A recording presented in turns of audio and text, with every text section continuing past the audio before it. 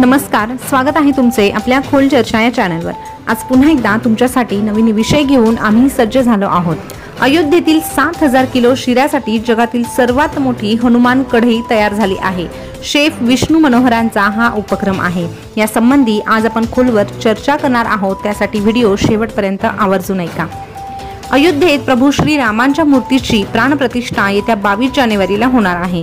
या राम मंदिरात लोकार्पण सोहळ्याच्या निमित्ताने महाराष्ट्राचे प्रसिद्ध शेफ विष्णू मनोहर हे अयोध्येत प्रभू श्री रामचरणी एक आगळा वेगळा विक्रम अर्पण करणार आहे। प्रसिद्ध शेफ विष्णू मनोहर यांनी आजवर आपल्या नावे अनेक विश्व विक्रम नोंदविले आहे। मात्र अयोध्येत येत्या 22 जानेवारीला प्रभू श्री रामांच्या मूर्तीची प्राणप्रतिष्ठा होणार आहे आणि त्या निमित्ताने आपण आपली पाकसेवा अर्पण करावी या उद्देशाने प्रभू श्री राम जन्मभूमी अयोध्येतील भव्य मंदिरात मूर्तीची प्राणप्रतिष्ठा झाल्याच्या काही दिवसांनंतर विष्णू मनोहर अयोध्येत तब्बल 7000 किलोचा शिरा म्हणजेच हलवा तयार करणार आहेत। प्रभू श्री रामांना भोग लावल्यानंतर हा खास शिरा अयोध्येत येणाऱ्या 1.5 लाख राम भक्तांना प्रसाद म्हणून दिला जाणार आहे। त्यासाठी विष्णू मनोहर यांनी नव्याने भली मोठी कढाई तयार केली आहे। 15000 लिटर क्षमता असलेली आणि 2000 किलो वजनाची देशातील सर्वात मोठी कढाई असल्याचे बोलले जात आहे। या कढाईच्या आकारमान आणि भव्यतेवरून या कढईला हनुमान कढई असे नाव देण्यात आले आहे। विष्णू मनोहरांच्या या संकल्पनेला नागपुरातील नागेश विश्वकर्मा यांनी अल्पावधीत सत्यात उतरवले आहे।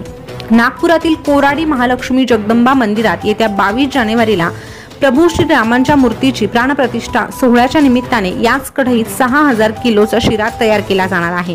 त्यानंतर ही कढई अयोध्येसाठी रवाना केली जाणार आहे।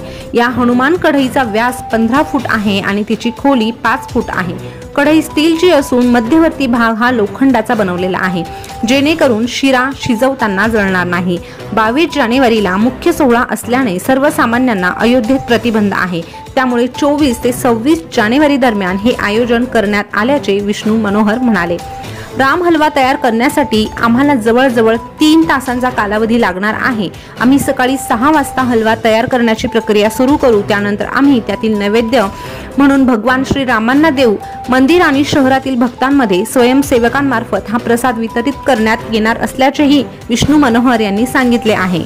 आणि पुढे ते असंही म्हणाले की आम्ही अयोध्येमध्ये पाक सेवेसाठी जाणार आहोत। तर नक्कीच ही माहिती ऐकून तुमच्या काय प्रतिक्रिया आहे हे कमेंटद्वारे नक्की कळवा आणि अशीच नवनवीन माहिती जाणून घेण्यासाठी आपल्या खोल चर्चा या चॅनलला सबस्क्राइब करा। त्यासोबतच शेजारचे बेल बटन प्रेस करायला विसरू नका, जेणेकरून तुमच्यापर्यंत नवनवीन माहिती सगळ्यात अगोदर पोहोचेल। पुन्हा भेटूया, तोपर्यंत धन्यवाद।